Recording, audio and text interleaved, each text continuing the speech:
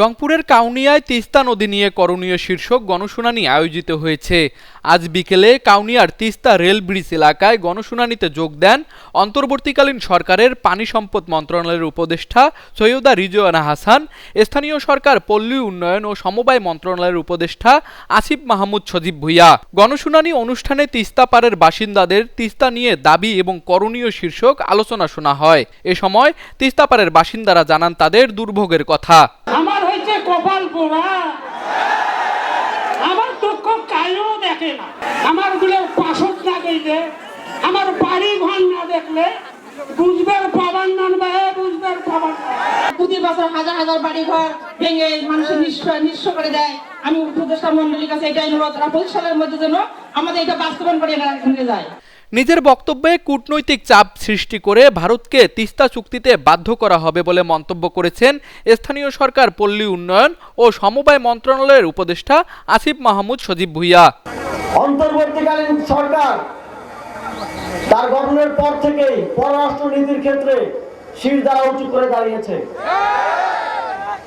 এবং তিস্তা চুক্তি বাস্তবায়নে এই অঞ্চলের মানুষের পানির ন্যায্য হিস্সা আদায়ে অন্তর্বর্তীকালীন সরকার মাথা উঁচু করে ভারতের সাথে নেগোশিয়েট করবে এবং প্রয়োজনে আন্তর্জাতিক পানি আইনের ভিত্তিতে আমরা কূটনৈতিক চাপ সৃষ্টি করব যেন ভারত বাধ্য হয় এই চুক্তি স্বাক্ষর করতে।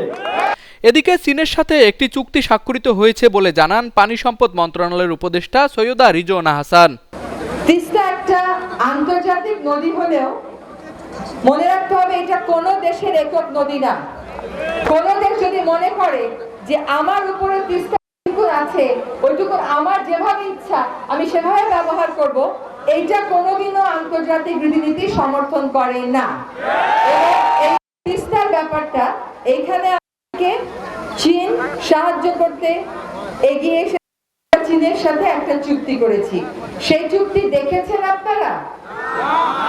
সেই মহাপরিকল্পনা দেখেছেন আপনারা? তো ওটার বাস্তবায়ন চান, এটা কিরকম কথা?